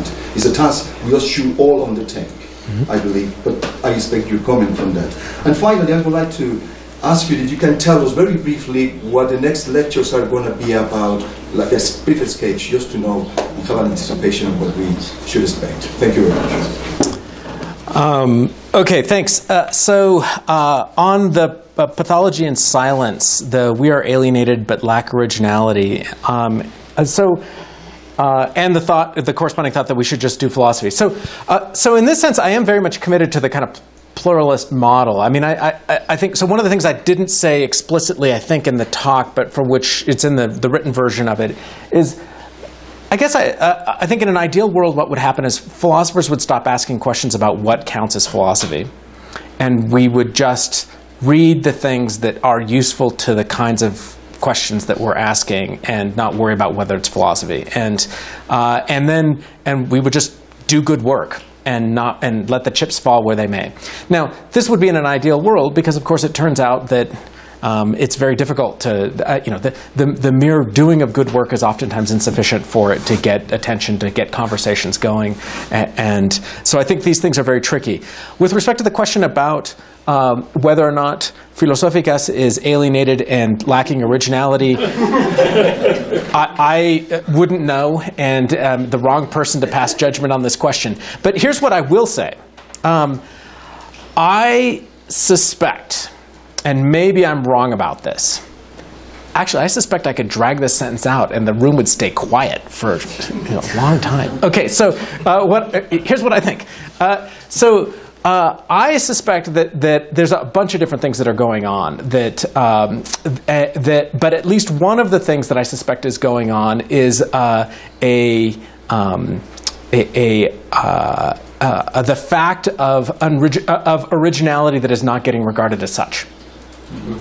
And so this is compatible with also derivative and unoriginal work going on. But I think, but I think that's just true of philosophers everywhere. So I think philosophers everywhere are smart and interesting and have interesting things to say. And there are lots of different ways to present stuff that's original. And sometimes it's presented in a scholastic mode under which we're attributing to great figures new and original thoughts, but not admitting that that's what we're doing. And then in other cases, we're suggesting that ideas are wild and original and distinctive and new, when really it's just because we haven't bothered to read the history, or we're recapitulating or old wine and new skins, or new wine and old skin. Anyway, so that but I think so. I think the situation is complex.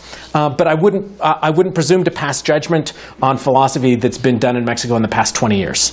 I'll let you guys tell me what I should think about that.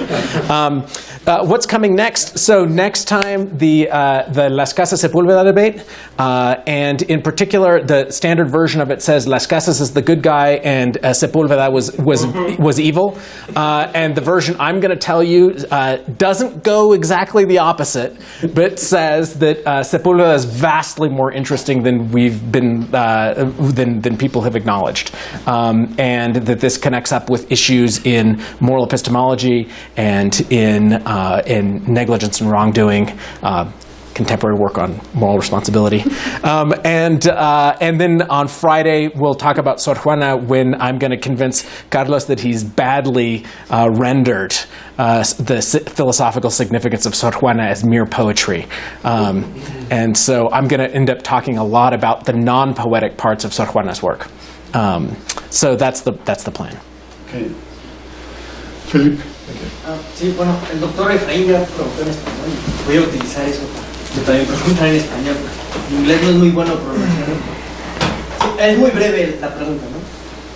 Yo veo que te estás comprometiendo con una postura pluralista respecto a la filosofía para poder incluir dentro de esto que llamamos filosofía mexicana más cosas. Sí, etc.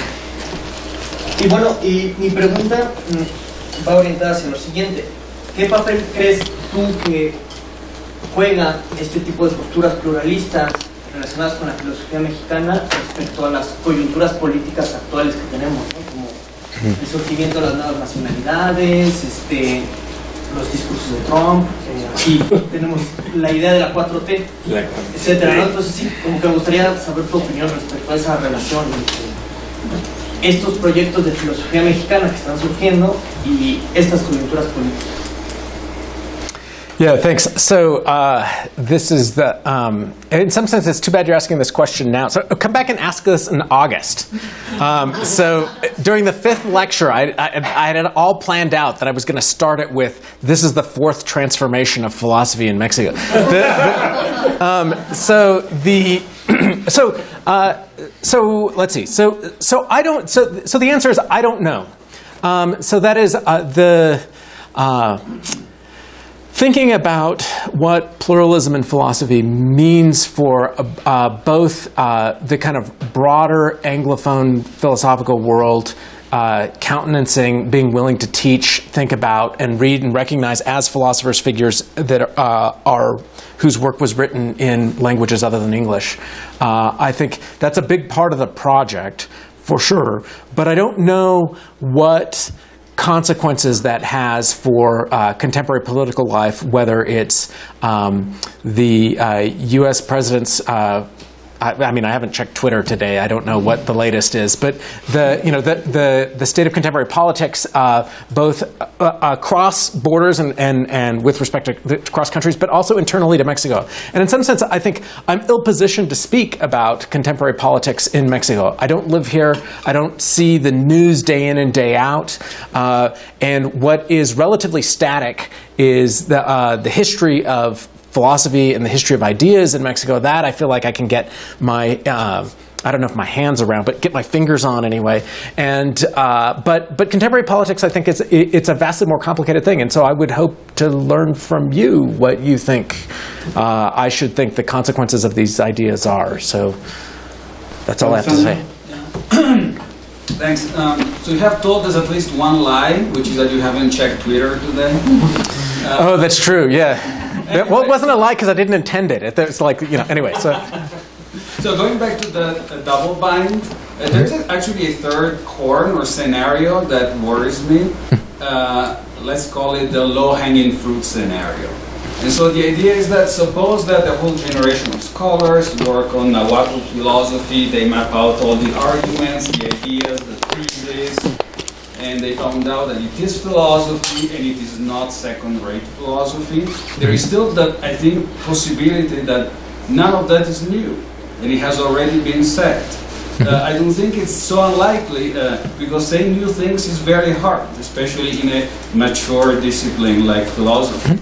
And so I think that there is a possibility that it turns out that Nahuatl philosophy earns a place in the history of philosophy and yet cannot inject new life into the contemporary philosophical debate.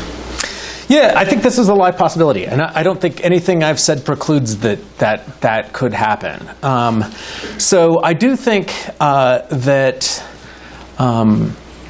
So I'm uncertain how to. So despite my ready and willingness to talk about originality, and I confess though that I'm not always sure how to talk about it. And how to identify what it is and what the metric is. So the reason why I say that is because I do think there's at least a part of me that's inclined to think the following. It would be super surprising to me if it turned out that there was nothing original in the work of educated elites whose job it was to think about and provide guidance for a community, but that have a wildly different history than the European history and that weren't in contact with the ideas that were operative in European history, and that it just turned out they didn't happen to have any new ideas. That would be, from the armchair, seems a little surprising to me. And I guess the other piece of it is, I do think when we think about what counts as the newness of ideas, sometimes the same idea in a different context has a very different import to it, and that might be a possibility that's lurking there too. That's, I think, both compatible with the spirit of what you're saying. That we might decide, well, for our 21st century purposes, we're not going to mine much of great use out of Nahuatl philosophy. It might be interesting as an intellectual and historical exercise to identify what those thoughts were in their own time period, but. And I will say this piece here, and I think I'm not sure that I can fully sell it here, but I do think that one of the things that we do in philosophy, and one of the reasons why we have, it's not the only reason, but a reason why we have and care about the history of philosophy in our discipline, is because it is a giant storehouse of complex cultural objects that we go back and look at, pick up and think, oh, maybe that didn't work over here, but maybe it'll work over there. And it's just this enormous repository or library of complicated ideas that stand in difficult and complex relationships to one another. And I think that the bigger that library is, the more tools we have at our disposal. And some of the things that make that library have the shape it does is that there was a history of a way in which those ideas were getting deployed. And that will be unique. But I'm not sure that's enough to secure the thought that we're going to have 21st century payoffs. And I think that's just an open question. Service? Thank you very much. So I'm a little bit worried about mixing different projects here. So there is the case of study that you have presented us today is really interesting, and it's an open question whether Nahuatl writings might or might not contribute to our philosophy today, but that follows from a general. So if you're making a general point like, look, we have only been looking at, I don't know, the Greeks and the Romans and blah, blah, and there are other different sources. But by calling it Mexican, I fail to see the interest if it's not some sort of weird nationalism.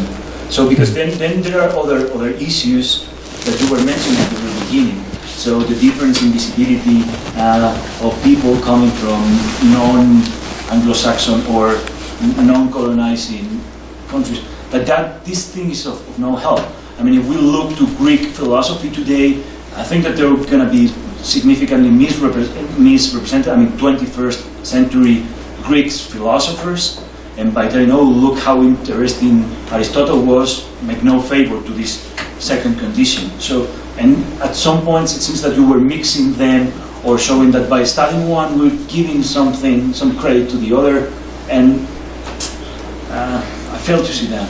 What's the other that we're giving credit to? So by looking at the old Mexican, we're solving the low visibility of Mexican philosophy, 21st century Mexican philosophy, for example. So good. And you were mentioning this new wave in the States by looking to gender, different gender authors, different.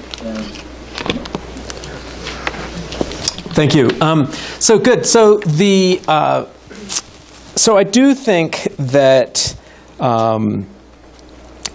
there are very good questions to ask about whether or not a project like this that is conceived of in national terms is a reenactment of a certain kind of nationalism about which lots of folks should and could rightly raise an eyebrow at. So I think it's a great question for which my answer is not going to be super compelling if these are your worries. So here's the not super compelling answer. So I thought to myself, I could write a book about Latin American philosophy in general, but here's the problem. It's too huge. There's just too much stuff, and I need a tool to narrow it down. What's the level of granularity at which I could say something of use and interest where I might know enough about when there's a kind of overlapping sets of reactions or not? And it turns out that in a lot of these cases, we end up with nation states not because those are the best or most principled divisions, but rather because those are containers that sort conversations. And they shouldn't sort conversations, but they oftentimes do. And so I think, for my purposes, that's the container that is useful at which I can pick up and have something to say. But it's not an answer to the question about a worry about reinscribing a certain kind of nationalism we might worry about. I mean, I think it's a throwing up of the hands rather than an addressing the worry. I do think that, so here's one of the things that does matter and is important to me. This is supposed to be a story about the history of philosophy in Mexico, not a story about contemporary Mexican philosophy. And partly I think this is for a couple of different reasons. I mean, one, my own view is it's very difficult to have, for an outsider to be able to speak at all about the state of contemporary philosophy that would be visible to insiders. So I think, one, it's just the limits of my own knowledge. Two, I also worry about historical assessments that are too proximal.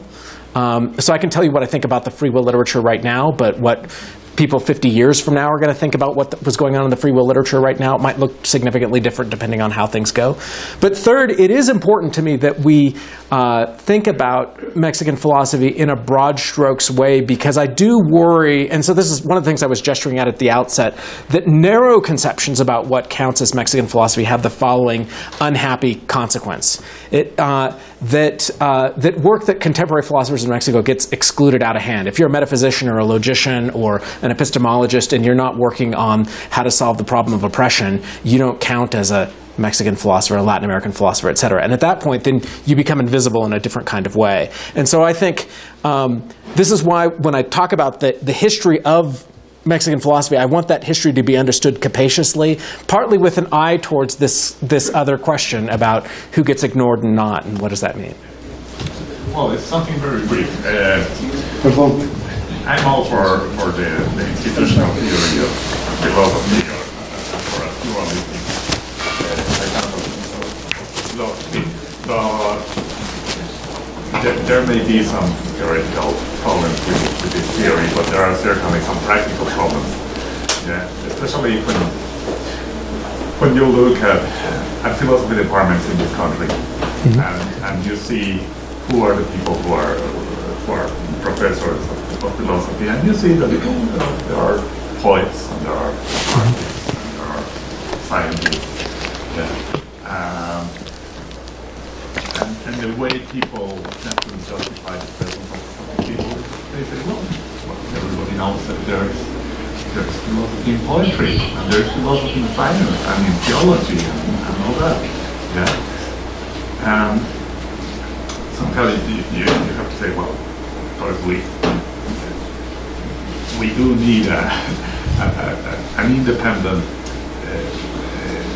concept of what philosophy is. Because otherwise, well, everything counts as philosophy. Yeah. And, well, that's one of the problems of philosophy in Mexico, that people tend to see Mexican philosophy as mostly in something else, in art, in poetry. So I kind of feel uncomfortable with this practical consequence of it. Yeah, good. Okay, so I'm not going to be able to say enough to make you feel comfortable, but I will say this. So I think that there are different questions about the pragmatics of institutional organization and on what basis we organize institutions, and on what basis do we get faculty lines, and on what basis do we count people as inside or outside professional organizations. So I think there are lots of, and I don't mean this despectively, bureaucratic questions about how to organize interests and how to organize institutions that facilitates people pursuing and asking the kinds of questions and answering the questions in the ways that we're interested in answering them. That I think that's all very real and very live, and I take it that the things I'm saying here indirectly bear on that question, but I think those are separate questions. I know that's not going to, that doesn't address the full weight of the force, but I guess I would say that the following kind of thing on the other side. So the other concern I heard you voicing, and it's a concern I share, that goes something like this. So 5-second story. It used to be that whenever I told people that I had this other interest in Latin American philosophy, they would say, "Oh, you must mean like Borges or whatever." And it was like, "Well, no, I do like Borges, but that's not what I'm talking about." So part of what's important to me about this project is, at the end of the day, what I would really like to have come out of this is for a collection of chapters that make the argument that says roughly the following. You, my fellow academic philosopher, let me show you why there is work that should be appealing to you qua academic, disciplinarily respectable philosopher. And I haven't delivered that today, right? So today was the metaphilosophical ground clearing, let's address some questions sorts of things. But if we get to Friday and I haven't answered that question in a way that says, look, no, there's concrete stuff here that is we as disciplinary, analytically trained philosophers could recognize as relevant to the kinds of things that we do, then the talks will be a failure. So stick with me and tell me what you think on Friday afternoon. So, thank you very much, Mike.